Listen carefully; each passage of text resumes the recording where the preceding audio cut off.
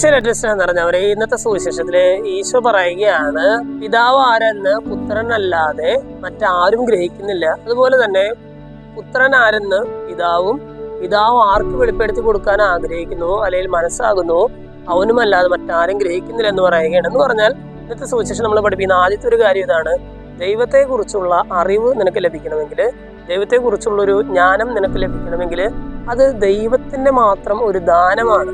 ദൈവം ആഗ്രഹിക്കാതെ ദൈവത്തെ കുറിച്ചുള്ള ഒരു അറിവ് നിനക്ക് കിട്ടാനായിട്ടുള്ള വഴിയില്ല എന്ന് പറയാണ്. കാരണം എന്താണ്? പിതാവ് ആരെന്ന് പുത്രനും, പുത്രൻ ആരെന്ന് പിതാവും, പിതാവ് ആർക്ക് വെളിപ്പെടുത്തി കൊടുക്കാൻ ആഗ്രഹിക്കുന്നുവോ അവനുമല്ലാതെ മറ്റാരും അറിയുന്നില്ല എന്ന് പറയുന്നത്. ദൈവത്തെ കുറിച്ചുള്ള ജ്ഞാനം ദൈവത്തിൽ നിന്ന് തന്നെയാണ് നമുക്ക് ലഭിക്കുക എന്ന് ഇന്നത്തെ സുവിശേഷം ആദ്യമേ തന്നെ നമ്മളെ പഠിപ്പിക്കുകയാണ്.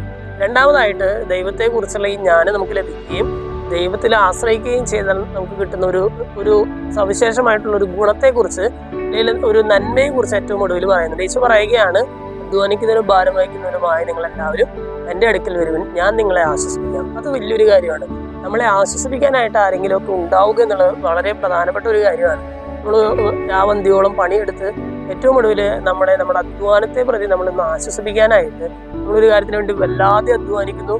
അതിൻ്റെ അപ്പുറത്ത്, ഈ അധ്വാനത്തിനും അപ്പുറത്ത് എന്നെ ആശ്വസിപ്പിക്കാനായിട്ട് ഒരാൾ ഉണ്ടാവുക എന്നുള്ളത് വലിയ കാര്യമാണ്. ഇന്നത്തെ സുവിശേഷത്തിൽ യേശു നമ്മളോട് പറയുകയാണ്, അധ്വാനിക്കുന്നവരും ഭാരം വഹിക്കുന്നവരുമായ നിങ്ങളെല്ലാവരും എൻ്റെ അടുക്കൽ വരികയും ഞാൻ നിങ്ങളെ ആശ്വസിപ്പിക്കാം. സ്നേഹമുള്ളവർ, ഇന്നത്തെ സുവിശേഷം വായിച്ചു ചെയ്യുമ്പോൾ ദൈവത്തെക്കുറിച്ചുള്ള അറിവിനായിട്ട് ദൈവത്തിൽ ആശ്രയിക്കാനും അതുപോലെ തന്നെ നമ്മുടെ ജീവിതത്തിലെ അധ്വാനിക്കലുകൾക്കും ഭാരം വഹിക്കലുകൾക്കും ശേഷം ദൈവത്തിന്റെ സന്നിധിയിൽ നിന്നും ആശ്വാസം ലഭിക്കാനായിട്ടുള്ള ഒരു കൃപയ്ക്കായിട്ട് നമുക്ക് പ്രാർത്ഥിക്കാം. ദൈവം നമ്മെല്ലാവരെയും സമൃദ്ധമായിട്ട് അനുഗ്രഹിക്കും.